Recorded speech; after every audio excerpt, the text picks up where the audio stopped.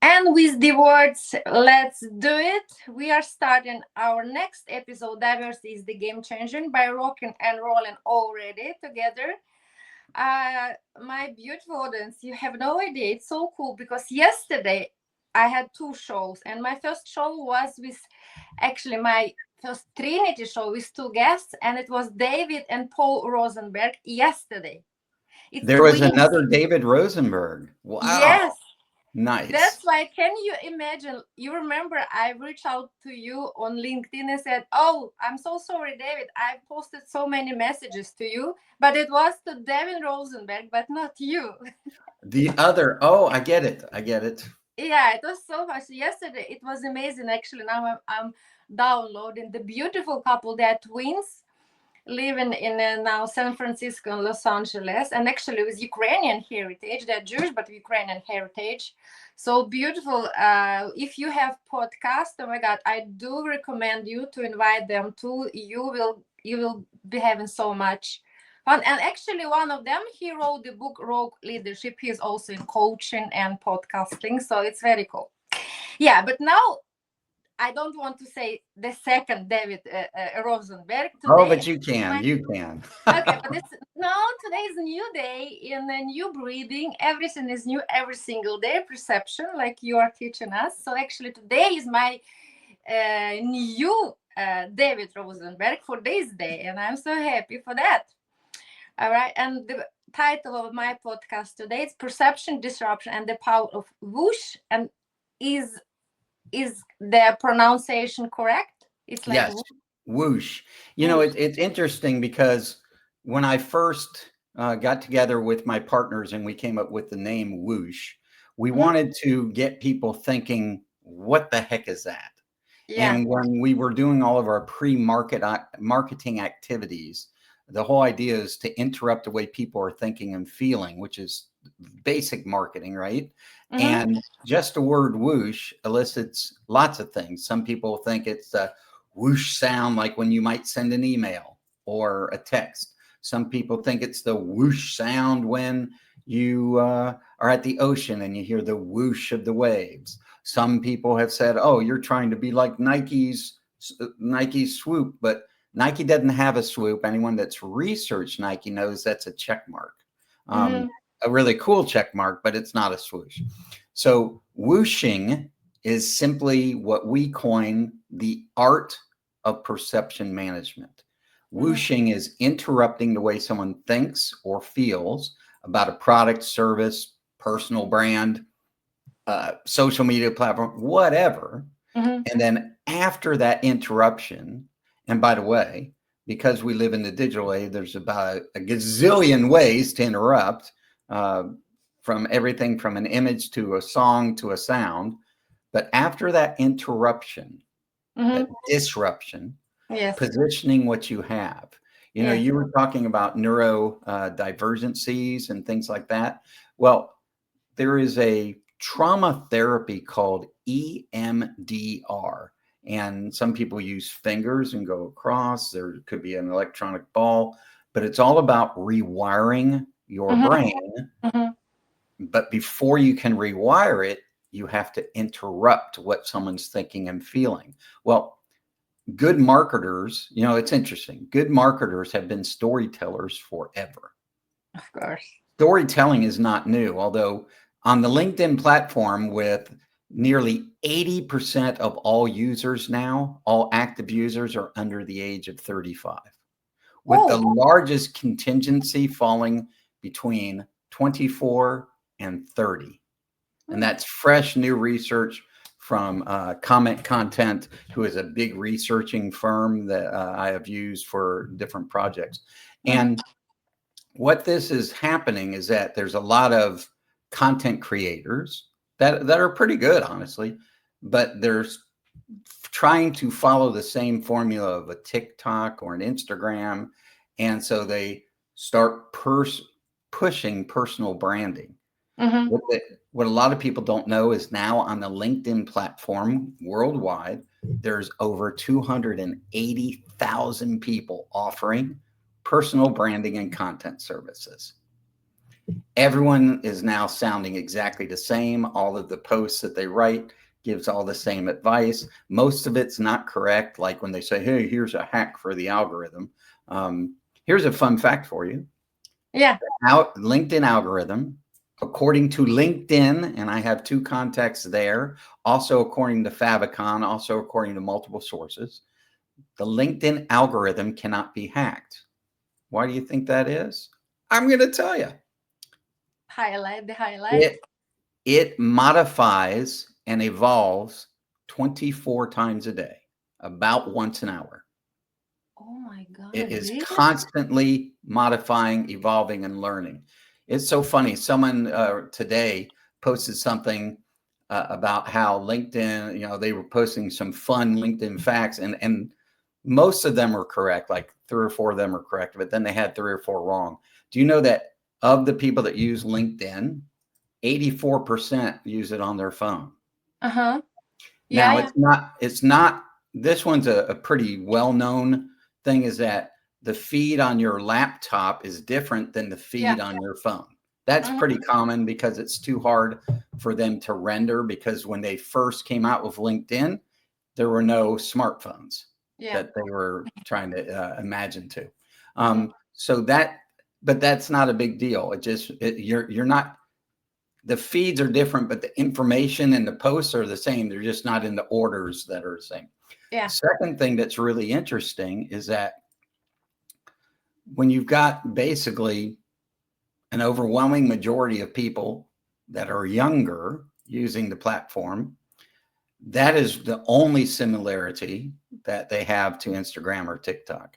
LinkedIn's platform does not behave like those other platforms in any way.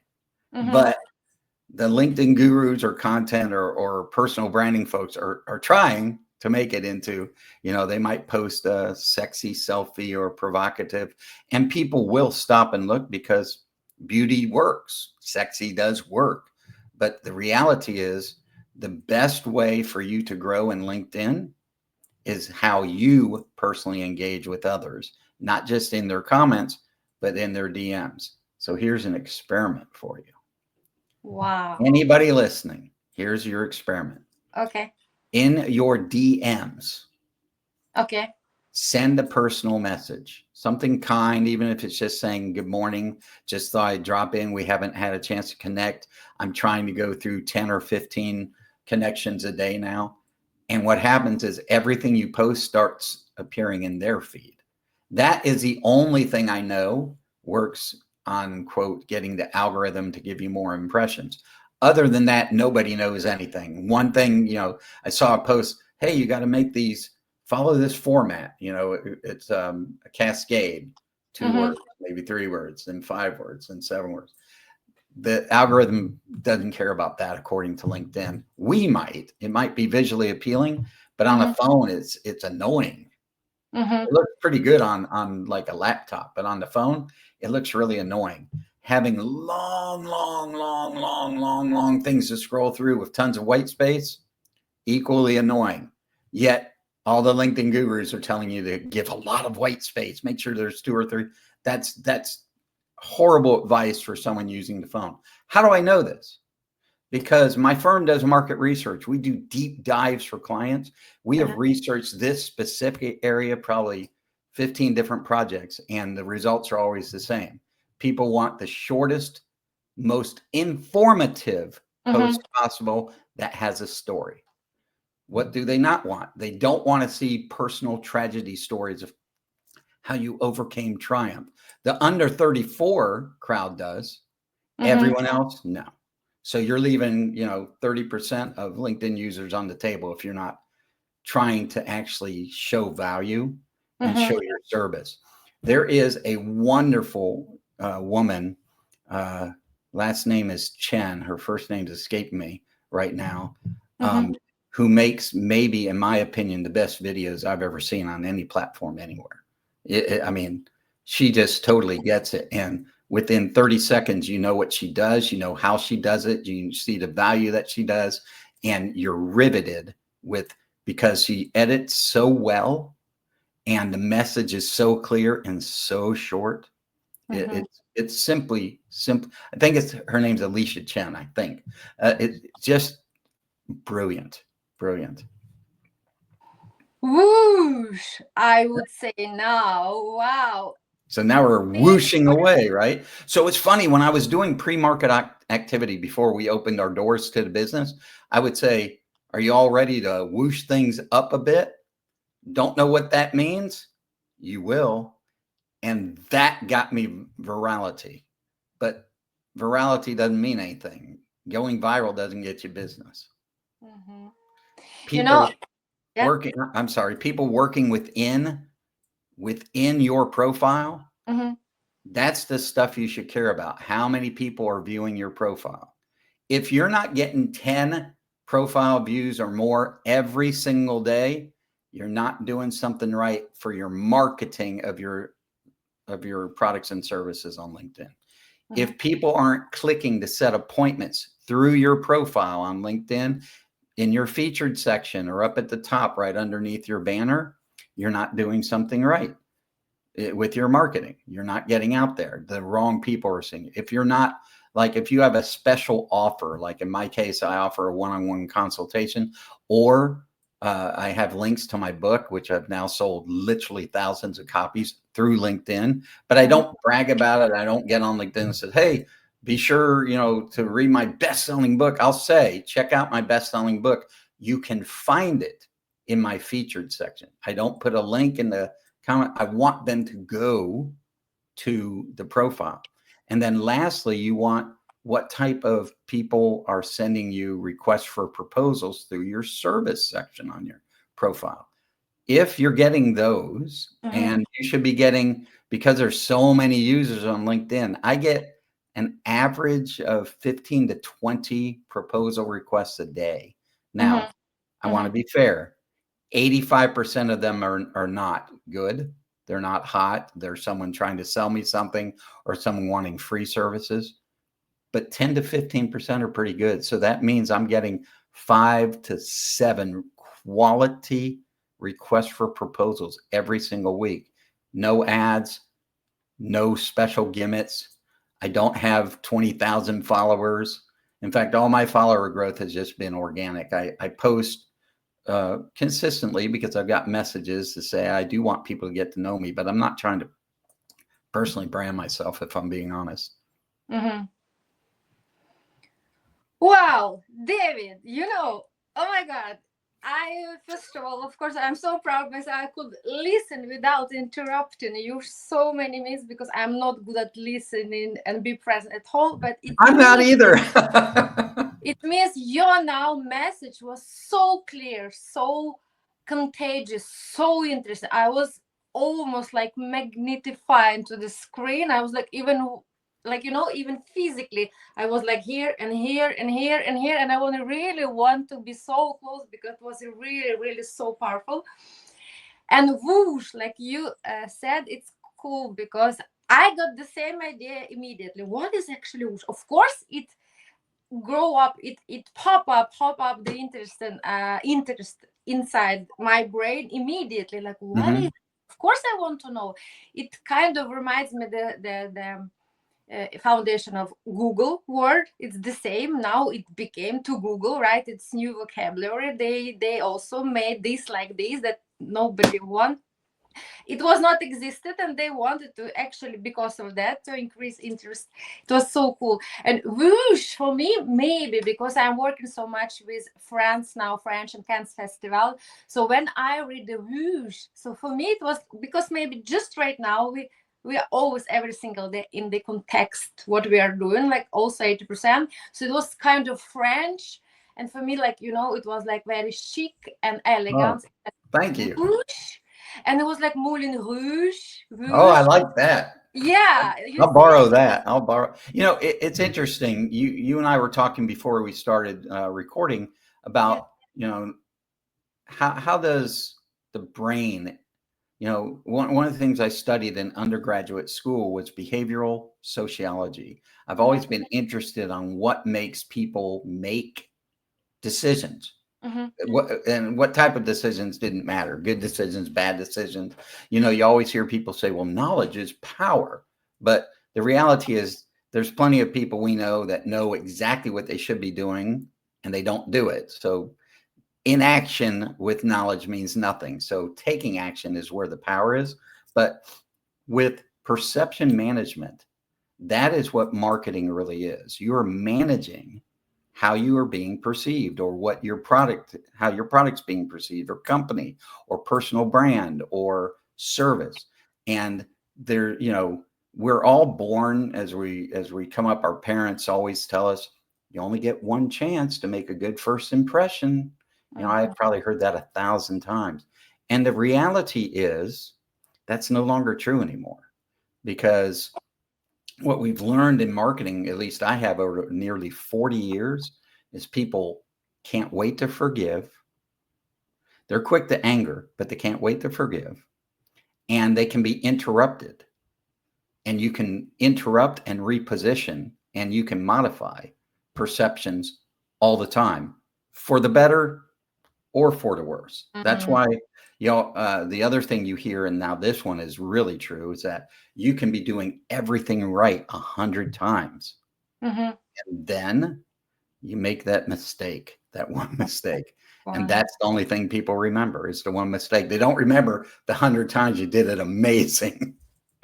And that's, perception is reality. Like if you look in the mirror and you're really upset because you don't like what you see, then you need to change the way you are perceiving even yourself. You know, I always tell people, this is not just a marketing thing. This is a psychological thing. If, have you ever walked outside your house and forgotten your keys? You want the truth? Now I even invented a new joke, and I'm bragging to my kids that, you see, mom this month have never forgot the key, because she actually haven't found the key from many months before. So it remains lost. Yeah. Well, So now so it's funny. I you know, I eliminated the situation because So there is no key in the first place. So here's what happens a lot of the time, and I'm going to make it super simple so anyone watching can understand. You forget the key, and then you get out to your car, you get out to your motorbike or whatever, and you go, oh, I'm so stupid. I'm so forgetful. I always forget my key. Then you go and you get it, and you think, oh, that's no big deal. But what you've done is you've told your brain, I'm so forgetful. And the brain is going to start finding ways for you to be more forgetful. What might be better, and this is something I've been practicing now for several years, is, oh, shoot, I forgot my key. That is not like me. I bet I won't forget it again.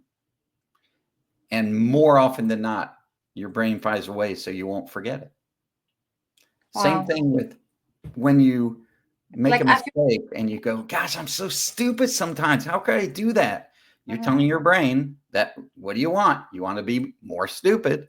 But if you could just modify that perception and say, gosh, that was a silly mistake. I don't usually make silly mistakes. I'm not going to do that again. Your brain will find ways for you to recognize before it happens.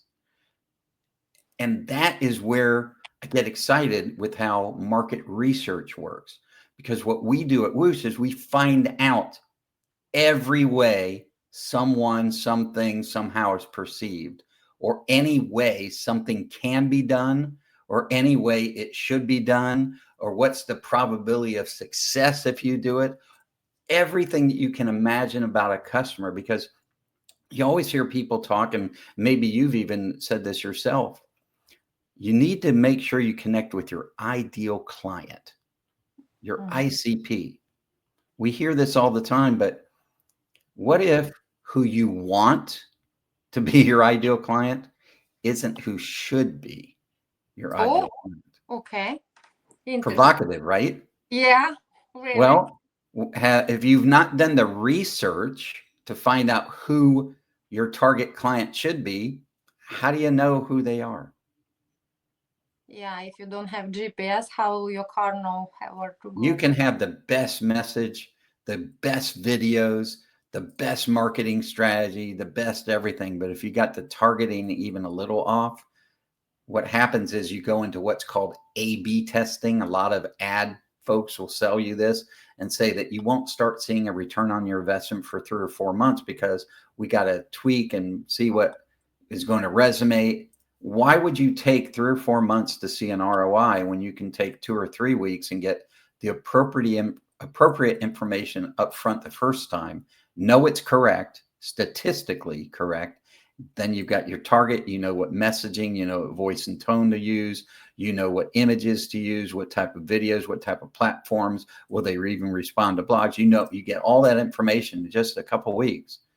And then you can start doing ads, you can start doing marketing, do this and start having a return on your investment almost immediately. Not literally immediately, but in just a few weeks versus a few months. And what that does, it saves you a bunch of time, but also saves you a bunch of money. And mostly it saves you a bunch of frustration, especially if you're like, say you're a medical device or medical tech space and your product or service could save lives. You want to get in there and start saving lives immediately. You don't want to hope you got it right 4 or 5 months down the line with some ad agency. Yes, absolutely. And also, if you are neurodivergent yourself, then you also can save your health condition, mental well-being, right? Also, it's for many people now in this stressful world with so fast pace. So it's the most important actually now, being the balance with yourself, because otherwise you can really get crazy one day. Well, like if I get frustrated or I'm feeling a little bummed, I don't know anybody in the world that likes to feel that way. So I try, when I'm consciously competent of what's going on, I try to interrupt the way I'm thinking and feeling the same way I might do to interrupt. It's kind of marketing to myself. So I interrupt myself with maybe my favorite poem, or I interrupt myself with music, and then after that interruption, I position what I want to be thinking about, or what I want to be focusing on, or what I want to be feeling. So my brain gets conditioned that it knows, wow, if it starts going down somewhere dark, it knows an interruption's coming and to change. And it's not easy. The process sounds really easy. Sometimes I've had to interrupt myself like 60 times. You know, play my favorite song 60 times to get the negativity out. But in marketing, you don't have that luxury of interrupting someone 60 times. So you've got to get it right the first time. You've got to get the right messaging and the right voice and tone. You got to get that. And I'm still working on something called Add a Tune-Up, which is a presentation, if you will, about a 45-minute type of seminar or workshop to try to help people get to a place where they can interrupt the way that they are personally thinking or feeling and modify that perception right there on the spot. And hopefully that will come out this year. Yeah, this is very, very interesting. And I know it's very impactful. My problem, my also challenge issue is like, first of all, OCD, it's actually one type of processing thoughts, the intrusive thoughts. It's okay, we are not talking just right now about that, but like you said, like modifying and interrupting. And I know very much about positive affirmation and positive negative self-talk. It's so important. And where focus goes, energy flows, right? And we have to practice our brain muscle to talk positively with ourselves. But I was like kind of made in Soviet, and so many times, so many years, I've lived with myself talking very, very harshly inside myself. And now my challenge is, which I'm working on a daily basis, on changing the like narrative, how I'm talking, perceiving myself, like you mentioned with key and everything. And I also know that I have to distract or to stop or involve me in another activity, like you said, if I'm really overwhelmed and bumped of all this noise. But how then you what you are doing. My challenge then is like, if I know I have so much to do, and I know it's not good now actually to do all that stuff, I have to go and take a break and do something like to recharge, right, to shift the activity. But Sure. then for me to switch, I have so much. First it's come very harsh self criticizing, self talk, and the feeling of guiltness. No, you cannot suddenly like go and do what you want and like and listen music, because you have to do that.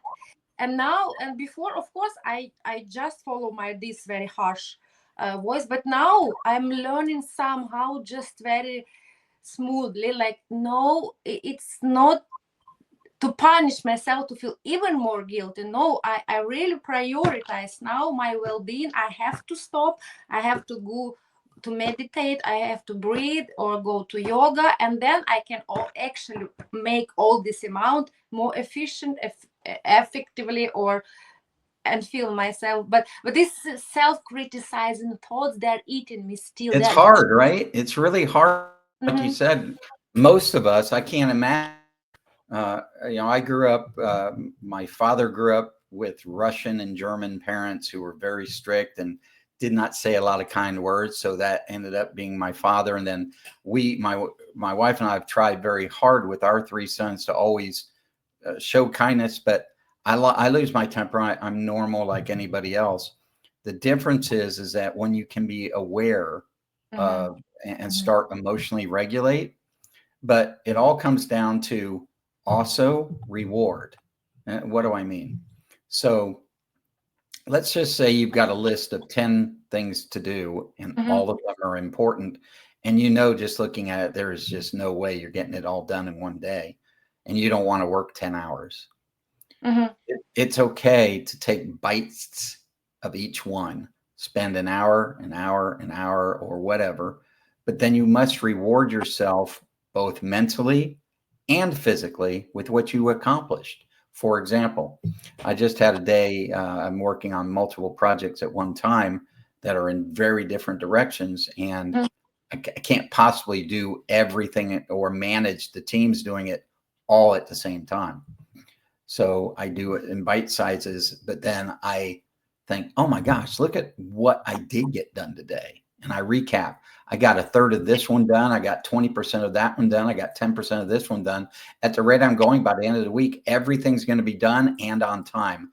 That is an amazing feat for project management. So now I'm going to take a bite of my very favorite dessert. And it might be a chocolate bar. It might be ice cream. It might be something Mhm. small, doesn't take a lot of time, but now you've mentally affirmed success at whatever level that is. And now you have physically taken an action that, guess what, remembers your brain. So your Mhm. brain's going to start finding ways to be efficient. If you tell yourself, you know what, I'm really getting good at being efficient. I'm really getting good at getting the work done in increments, and it's good work. And I don't feel stressed because it's good work. And I know I can get it all done. Oh, and by the way, the brain knows it's happening, and it knows it's going to get a physical reward of something you really enjoy, like chocolate, or maybe it's a nice cup of tea or a cup of coffee, whatever that is. Mhm. Or maybe it's listening to your favorite song that you've loved for 40 years. And I didn't just come to this realization yesterday, by the way. 40 years almost now, 40 years of marketing and market research have taught me that the best way to modify your own behavior is to market to yourself. Oh. Mhm. Mhm. So what do I mean? Well, if you want to feel really good, how would you market good? How would you market feeling good to somebody? You'd find a strategy to identify what feeling good means, right? Yeah. You would create a strategy so you understood what what does feeling good look like? What does feeling good feel like? What does feeling good sound like? What does it taste? What does feeling good taste like? You get all this stuff and start building that strategy for yourself and then implement it on yourself as if you are the client. Mhm. And It sounds silly a little bit, but it works. When I talked earlier a few minutes ago about interrupting the way we personally are thinking or feeling about something, that is that process. That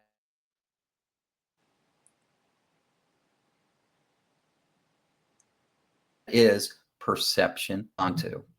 Everyone's going to have a different, because everyone's brain is different. We'd like to think we all function exactly the same, and maybe biologically that's true, but the way we think, it's entirely different. There's no two people that think alike. So what interrupts you, truly interrupts you and gets you. Do you have a minute for me to share a quick story? Of course, of course. I Okay. would Have you ever heard? I have still questions, but they can wait. Have you ever heard of Anthony Robbins? Tony Robbins? Tony Robbins, of course. Yeah, I think everyone has by now. I think he's in his mid-60s. But he does perception management and interruption in a way that just is outstanding. I have not seen anyone do it better. I've tried to model and improve, but I don't know if I have. So in one of his seminars, and I had an opportunity to really see this live, he brought a woman up on stage, and she was visibly upset. And he starts talking to her about how upset she is, and she's getting more and more upset. And he goes, just tell me. And then he said, so why do you think that's happening to you? And she's starting to sob. And in his hand, he's got a bottle of water and a plastic glass, and he opens the water and pours the glass. He takes a sip, and he goes, and he's listening to her, and then he throws the water on her. And she's like, wait, what? And he goes, keep going. Keep telling me about how bad your life is. He fills up the water again. And she's like, well, and then she gets all upset again, and he throws the water on her again. This is in front of like 5,000 people. I was like, what the hell is he doing? Right. Yeah. And by the third glass of water, she's like, whoa, stop. She interrupted herself. In that water stunned her. She couldn't think about being upset. But then by the third one, she goes, stop, don't. And then she found a way to interrupt herself. And that is what I'm talking about. So that's extreme. So what I do, if I find myself getting upset, I put on headphones, right? And I play some of my favorite music loud. And you can't think about what's upsetting you when you're listening to that, or if you're reading your favorite poem, or if you're looking at your favorite image, or whatever that interruption is. And then immediately think about what you want. Like after I've interrupted, oh, David, you're so horrible. You're so horrible. Interrupt. Wow, I'm really smart. I really can do what, I'm really capable. I'm not an imposter. I can do all these things, and start positioning the good stuff. It's not about positive thinking, because everyone I know has an ability to think positive. And it's not that they're not choosing not to. It's that it's hard to think positive when you got crap going on in your life. It's hard to find find a positive in everything. Well, that's all well and good, but we're not wired to do that. So you have to interrupt the way you're thinking and feeling. Then you can think positive and start positioning your positive stuff. So you said you had some questions. I forgot. Okay, I had that long intro of who you are, but now the quality, everything you have said already, of course, has a much longer legs and stronger power than my intro. So I just wanted, as usual, I'm starting, and you have mentioned already, of course, all that knowledge, experience, like doesn't happen just for one day. That's why I want to interrupt even now a little bit our conversation and jump a little bit backwards, because Sure. I do believe in childhood and impact of childhood and long-lasting echoes on everything what we are achieving. So tell me a little bit about your childhood, who the story of this little David, and so I won't go into dramatic details, but I will tell you, quite honestly, I had a horrific childhood. Physical, sexual, and mental abuse from my earliest memories from like 3 years old.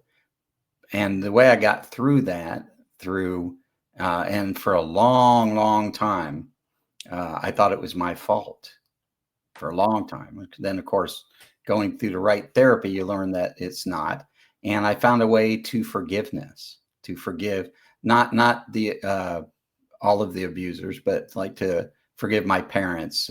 My mom had abandoned my sister and I when we were very young. My father had a very distinguished job, but led with the iron fist, and Yeah. lots of really nasty, nasty things coming out. And you start believing this stuff you hear. And so when you start feeling like you're not worthy, it opens the door to predators to take advantage. And I guess that's not changed any today for a lot of people, but how I got through it was therapy. And you can't be afraid. Mental therapy is a good thing. But that EMDR therapy I told you about, the trauma therapy that has E like Edward, M like Mary, D like David, REMDR, really works because it rewires your brain to be able to compartmentalize, not forget, but deal with, be able to handle the interruptions, be able to push in the good things. And over the course of a couple of years of that therapy, everything for me changed in my life. Now, was it all horrible? Is that the only thing I remember? No, of course not. I had some deep friendship bonds. I had the ability, even despite some of all this going on, I got to travel a lot. I think I had visited more than 20 countries before I was 20 years old. I was an exchange student in university. I was an exchange student in high school, both times in Germany. So I had a chance to study abroad. I paid for a majority of my own universities. That's a whole nother story in itself. But the whole thing is, and I started working in the pharmaceutical industry, literally right out of college, carrying a bag as a sales rep, and then grew in different stages in sales, and then learned what marketing was. And as soon as I learned what marketing was, I was hooked. I mean, that was my drug of choice, marketing, because marketing is all about influencing someone to change a behavior. And that's power. You want power? It's not money, it's influence. If you want power, being able to influence someone to change their mind about something, that is where power is, right? And then, but thankfully, I use my power for good. And in the beginning, it was pharmaceutical products and biotechnology products, some life-saving medications. And then I moved into the medical device field, particularly in acute kidney injury. And that was really interesting, where we did what's called continuous renal replacement therapy. And then I grew to a couple of different areas. And then I left and joined the agency side, the marketing agency side, because I wanted to help multiple companies with my skill set. And for almost 8 years with a couple of different agencies, I did just that. And then at the end of 2023, I figured I would retire. I mean, I'm 61 now, and then I was 59? Yeah. And I thought I would retire. That lasted 3 months. I was pulling my hair out. And then I came up with the idea of all the things that I like to do that are marketing related. I don't want to create images. I don't want to create branding. I don't want to create logos. I kind of been there, done that. I like to create the decision behind the strategy. And to do that, you have to have all of the information you can get. And that's where market research comes in. Primary research, secondary research, coefficient analysis, probability of success, feasibility studies, due diligence, all of it has always excited me. It's like I said, my drug of choice now. And so together with some partners, I put together Woosh Market Research, and we launched in late August, 1st of September of last year. So our doors have been open about 8 months, and we are all having a really good time. It's baby Woosh, still baby Woosh. Oh my God. It's a healthy baby Woosh, which was That's born. right. It's a baby whoosh. It is a baby whoosh, but it's put me in touch. I've done projects that are so diverse. I've worked with Indian tribes. I've worked with people that are in the employment area that like do staffing. I've worked with people that have an idea for a brand new product that's never existed before, and they want to see if it makes sense to even build it. I've worked with people that are billionaires, and I've worked with people that are trying to raise money for their company. It's so diverse and so fun. Every single week is something different and exciting. Amazing. What amazing and powerful message.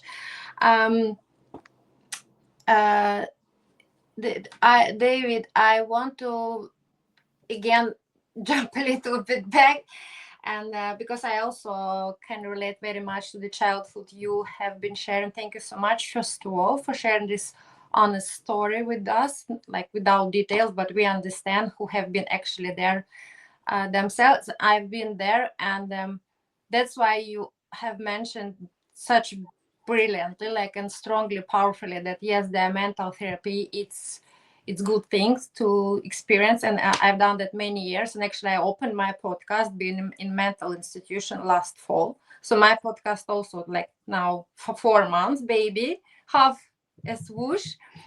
And I'm boldly open about that I've been through a lot of different therapy with my OCD, and even ketamine therapy. uh, could you please tell us a little bit about how did you come to the mental therapy? Because it's still very much, we it happens a lot. We are more open about that. People get raised awareness, but still many people, like, for me now it's the sign of strength, not weakness. But it was also a long way for me, right? How, first of all, I should look at myself. How you came there, maybe we together can advise people who can listen now, so that Sure. actually works. So it's interesting because a lot of people, men, if they have suffered significant abuse, don't admit it, and that's a shame, because it can really make you hard and make you feel worthless. And there's so many things, and it's not like I was abused by someone in the clergy. It was a neighbor. It was a police officer, for that matter, and someone who was in the child pornography trade. And it would happen by accident because of how my own father had treated me. I felt worthless, and Yeah. so I was a bad boy. So Mm-hmm. I felt like, I remember, I felt like at the time, this is what happens to bad boys. And so you take the blame, you take all of it on your shoulders because you're too young to understand what Mm-hmm. you don't even know what you're feeling except self-hate, right? Yeah. And at that time, I didn't even know this person's own son, who participated in abuse, ended up taking a shotgun and putting it in his mouth and blowing his head off in front of me and a friend of mine. And and it's not, it's so funny. I used to not be able to talk about stuff like this, but what's given me strength to answer your question the longest way possible, is I had a counselor tell me that the odds of you even being born are around 2.5 billion with a B to 1. So there was a reason that you're here. And if you do something stupid, like take your life or hurt yourself in any way, Mm-hmm. then you're never going to find out the reason of what some people's reason for being here. And I'm not a big believer in religion of any kind. I was born Jewish, but my belief is that you can't have an all powerful God and an all knowing God that can do anything and let what's happened to me and so many millions of other people Mm-hmm. and not Now, some people find strength through religion. And so I would never, ever throw shade on that. But for me, I found strength through interruption of the way through rewiring, through neurodivergence. Mm-hmm. And it's, everyone should read, there's a couple books, but everyone needs to read The Alchemist, and everyone needs to read Emotional Intelligence 2.0, and start thinking about how you behave around what you hear and see and feel. And as you get powerful and control that, the value, you start feeling more value. And again, the EMDR therapy I mentioned is, to me, that's where it all begins. And it's never too late. It's never too late to rewire your brain. Mm-hmm. Never. How old were you when you was in this EMDR therapy? So the first time I ever got any therapy I was around 16. Okay. And then I got no therapy until maybe about 10 years ago. And then I wanted to deal with everything. Yeah, like me, like many people. I'm going to be around probably another 25 years, 30 years, maybe. I'd like them to be not just productive, because I've been productive the whole time. Mm-hmm. I mean, I'm stunned I didn't become some big psychopath, murderer or molester or whatever, or drug addict or any kind of addict. I'm really, really surprised. For that, I'm grateful to the universe for allowing me not to be any of those things. And what I do now is I focus on everything I do is to help someone else, whether it's helping a business grow, helping someone brand themselves, helping someone feed themselves through charities, helping someone get medical help, everything. And every single step you do when you do that is another, what I call, notch in my I have value belt. And my belt is filled with notches now. Mm-hmm. Wow, amazing. It's so interesting, everything. So actually, I don't feel my scheme and all these questions. I feel so much actually in relation to every single word you are sharing now, like really bonding with your vibration when you pronounce that. Can you then explain me? Maybe it's my, I don't know, girlish brain. Now it's suddenly just trendy word. Like now suddenly, okay, everything about sustainability, overkill. We know we don't take this part today, but like everybody say disruption, right? And you say interruption. For you, and can you explain for me? For me, actually, what is the difference between interruption and disruption? That is a great question, because you hear people talk about disruptive marketing. Mm-hmm. Okay. Well, disruptive marketing has, in my opinion, can have a really negative connotation. It's kind of like someone is giving a really good discussion and then you immediately interrupt them. Mm-hmm. Okay. That's disruptive. Mm-hmm. So I view disruption, and it may just be semantics, honestly. Disruption and interruption are the same in the ability to grab attention, but different in the way they're executed. Disruption can be obnoxious. Disruption can be so in your face that it's people back away. Whereas interruption is polite. Sorry to interrupt, but can I? I'm so sorry. I didn't mean to interrupt you, but same thing happens. You're interrupting the way they're thinking and feeling about something, but you're doing it with, I think, a feeling of kindness. It comes from a better place. Disruption for me can be negative. Not always. Sometimes it takes a big interruption to grab attention, but I just prefer that. Amazing, because actually I had the same conversation a couple of times, and I always have respect for another opinion, and also I respect myself now quite enough to also mention and to stay with my opinion, because Yeah. What is It's your like opinion on that? disability, dysfunctional, disorder. Like for me, when disruption, it's the same. It's aggressive. It's a little bit too pushy, too hard. That like it's like it's like even I'm just listening this word. It resonates for me like like this. But inter is like more smoothly. I'm also for collaboration, interaction, Yes. inter, I love not that. I'm going to borrow that because you're right. Disruption, mm-hmm. disrespect, Mm-hmm. dishonor. Dysfunctional, This is just bad. destruction, right? It's like for Yeah. me, it's like, Yeah. destructive. Dysfunction. Love that. Yeah, it's like disruption. It's like destructive interruption. Why should we have that? Yeah. So we Now, okay. I love you. We are from tribe now that we are not. we are the same now, but people need to understand that when you do interrupt, you are interfering, but Mhm, you're going in. mhm. You're not disengaging out. Yeah, yeah, yeah.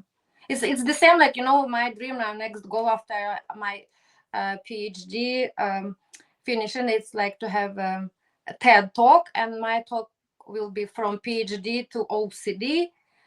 No, from OCD to PhD, and I already like made two kind of speeches and working a little bit like it's modifying, right? And for me it's like I will be advocating for like not disorder but disorder, different order, not disabilities but unique abilities, not like I already like took away this part, because for me I've been raised with all this 15 last years after I got my diagnosis, right? And it's all the time when they pronounce it, you kind of reflect, mirror that, and then your brain, like you said, start also putting all these labels, like this. And now I would like to no, it's not weakness, it's uniqueness, not disorder, it's different order, not Yes, disability. yes, yeah, and that's the truth, though. Mhm. And that see, you are making the best point for perception management of this entire discussion. We If you together. don't like the way you are being, or you are perceiving something, then you need to change the way you think about it. Mhm. If you don't like how you're being perceived, then you need to modify a behavior to be perceived differently. If you don't like how something sounds, you need to modify how you react to how it sounds. There's a great process, and it's all about perception management. If you don't like your outcome, you need to change the way you look at that outcome. If you don't like, there really is, God, I hate this cliche, but it's so true. There really is a silver lining in everything that's awful. There is. Whether that's a lesson, and no, God didn't make me learn that lesson. The universe, it just is a lesson to learn. Or it's, you want to make sure that's a behavior that I never want to make sure that I do, or that is something I want to be able to do again and make sure, because I love the reaction people got. Whatever that is, wherever you are, it's kind of like we all have a journey that's all separate. Many of us, though, are heading to the same location, and that is okay. How we get there, that's my business. Alchemy, That's your alchemy business. around the world Yeah. and back. But already, yes, it's Paulo Coelho, right? Yeah. Alchemist. Yeah. Oh my God, I was I was so young first time I read. I remember I was in Ukraine in the train traveling from Kiev to Kherson, and the whole night I was so tired after a long work, and then I just opened because he's my favorite. And everybody asks who is 3% at least. I want like most of the time my podcast, and I was like first. I my biggest dream is Dalai Lama, and at least Paulo Coelho. The third, I'm changing still, but these two, they're like icons. And Alchemist, it's Bible. It's Bible. Everybody should start when they can read about this book, right? Oh my God! And David, sorry for interrupting our. Oh, I could really, your first time for 45 shows now. Actually, I totally forgot all the manus and intro and all this question, because it came so smoothly on the flow, and we together we have, we gave a birth to new conception, interrupting interfering together. So my last wish before we wrapping up, I'm encouraging you to interrupt with my vice president. I don't have that big team now, but she's tough and big helper. And this is, I do believe in magic, and this is from fairy tale. And which, of course, Aladdin, right, Genie? Of course. Yes, but my vice president, little bit modest. She wants to help as many guests as possible, so she doesn't grant 3 wishes, just one. So my last question, not last, but today, my last question is, what would be your wish for my vice president here? Well, that's easy. Okay. It's one wish with 3 parts. Okay. The first part is that everyone that I care about, particularly my children and my wife, my mother-in-law, all the people I care about, that they are happy and healthy. Mm-hmm. And that anybody I'm connected with is happy and healthy. And if they need help, they're getting the help. And that anybody that I've ever done business with or potentially could do business with, that I'm able to deliver what their expected results are so that they can achieve what their desired outcomes are. Every New Year's Eve, I always have just one wish, and that is everybody that I know, and even people I don't know, but I really focus on the people I do know because that's the vibrations that are touching, is that they get every single thing that they need for the year and hopefully some of what they want. What a beautiful message. She is very wise, small, but it's everything about I perceptions. hope she grants it. Yes.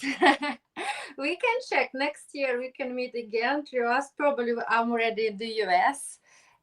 Even we can not maybe just remotely, and we can also make a little bit like reflection on that.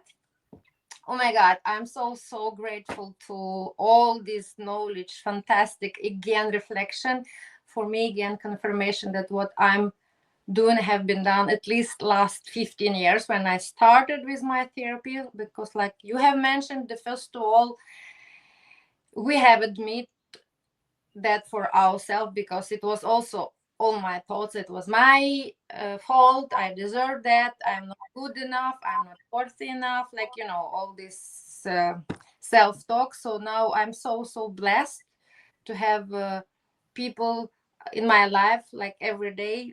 Okay, I do believe in God. He's sending me people like you to spread the message that we help people. We are making ripple effects. That's for sure, right? Yeah. So thank you so much for being with me today. Being honest, bold, but of course, and so engaging, so magnifying conversation. I don't remember myself being quiet so long. Believe me, if you could talk to people who know really me, that Valeria, she can sit and just listen like that 10 minutes. No way. It just makes Wow. me sleeping I with all am my, honored. I am but honored. like, Listen, if you cannot be open and honest, because I believe when I'm open and honest, that helps people. And if I'm going to walk the talk of helping people, not just professionally, but also personally, then by not being open and honest, you rob people of that opportunity. So it has been a pleasure being on your show. And wow, we went through an hour quick, didn't we? exactly. It's like, it just, it was like this, like glimpse, and it was so flow, and it, like, wow, all this. I feel like really it has happened a lot during this hour. It's like like your perception again, like, you know, it was just 1 hour or the whole hour. It was just like a glimpse for me, but now like totally all my, you know, like all my atomic like structure was in this presence, and this means a lot for me. Thank you so much. And now I can get after that on jogging, because like I've said, we have this special day, and working on my perception muscle. Yes, and every single time when I will be hearing this word now, I know exactly where I will be connecting, and hopefully one day we can be on the same stage and share more ripple effect for the Now, people. that would be great. Folks, if you change your perception, you can change what's possible. Thank you Yeah. so much. Thank you so much. I am really then heartfully joining my vice president and making the wish. And one day I hope we can sit and chat and maybe meet and hug, and you can say, yeah, you know, say hello to your vice president. I've got Hey, that. if you make it to California, we'll find a way to make it happen. Okay, perfectly. Thank you so much. I wish you a Take wonderful. care, everybody. Thank you. Bye. Thank you, our audience. Bye-bye. Again. Thank you for our your brilliance, staying and listening me. No, today actually first time you could get the evidence that actually I can be the listener. First time. Thanks to you again. Bye. Have a nice Bye-bye. day.